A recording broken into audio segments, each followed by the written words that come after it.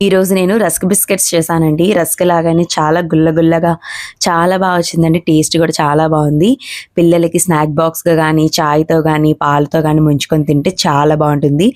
And అలాగే చాలా ఈజీగా చేసేసేయొచ్చండి ఒక 15 మినిట్స్‌లోని. సో, ప్రొసెసర్ అయితే చూసేసేయండి. ఫస్ట్ ఒక కప్పు పాలు తీసుకొని అందులోని హాఫ్ కప్ వరకు కూడా షుగర్‌ని యాడ్ చేసుకోవాలి. ఇప్పుడు దాన్ని పక్కన పెట్టేసేయండి. పావు కప్పు గోధుమ పిండి, పావుకి సగం గోధుమ నూక అండ్ అలాగే 3 టేబుల్ స్పూన్ వరకు నెయ్యిని యాడ్ చేసుకొని బాగా కలుపుకోవాలి.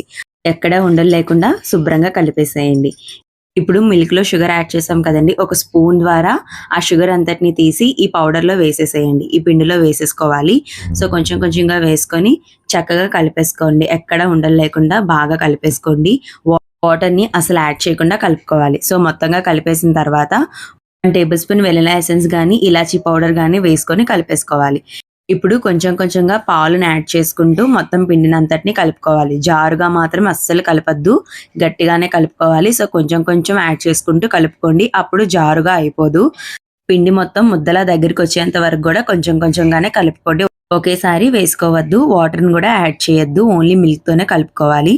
సో, ఈ పిండంతటిని దగ్గరగా ముద్దగా చేసేసుకోవాలి.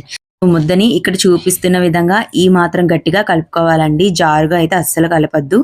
ఇప్పుడు ఈ డవ్‌తో బిస్కెట్స్ చేసేద్దాం. వచ్చేసేయండి. ముందైతే ముద్దనంతటిని గూడా బాగా అణిచిపెట్టి మనం చపాతీ పిండిని ఏ విధంగా అయితే పాముకుంటామో ఆ విధంగా అణిచిపెట్టి నొక్కుకోవాలండి. ఇప్పుడు ఈ ముద్దని 2 భాగాలుగా చేసుకోవాలి. మన చేతికి కొంచెం నెయ్యిని అప్లై చేసుకొని పిండంతటిని గూడా చక్కగా ఈ విధంగా నొక్కుకోవాలండి. సో, ఇప్పుడు చూపిస్తున్నాను కదా! ఈ విధంగా మనము రెక్టాంగిల్ షేప్‌లో చేసుకోవాలండి. సో, ఈ విధంగా చేసుకోవాలి. 2 సైడ్స్ ఈక్వల్‌గా ఉండాలి. దీన్ని పీసెస్‌గా కట్ చేసుకోవాలండి. మీడియం సైజ్‌లో కట్ చేసుకోండి సరిపోతుంది. సో, వీటన్నిటిని కట్ చేసుకున్న తర్వాత ఒక పక్కకు పెట్టేసేయండి. ఇక్కడ నేను చూపించిన విధంగా అయితే కట్ చేసుకోండి. సరిపోతుంది సైజు. చూడండి ఈ మాత్రం లావు వచ్చే విధంగా కట్ చేసుకోవాలి. మరీ థిన్‌గా అయితే అస్సలు కట్ చేయకండి. ఇప్పుడైతే ఆయిల్‌ని మరగబెట్టుకున్న తర్వాత ఒక్కొక్క పీస్‌ని కూడా ఆయిల్‌లో వేసేసేయండి. మీడియం ఫ్లేమ్‌లో పెట్టుకొని కుక్ చేసుకోవాలండి. 5 మినిట్స్‌కి మనము బిస్కెట్స్ అన్నది టర్న్ చేయాలండి. లేకపోతే మాడిపోతాయి.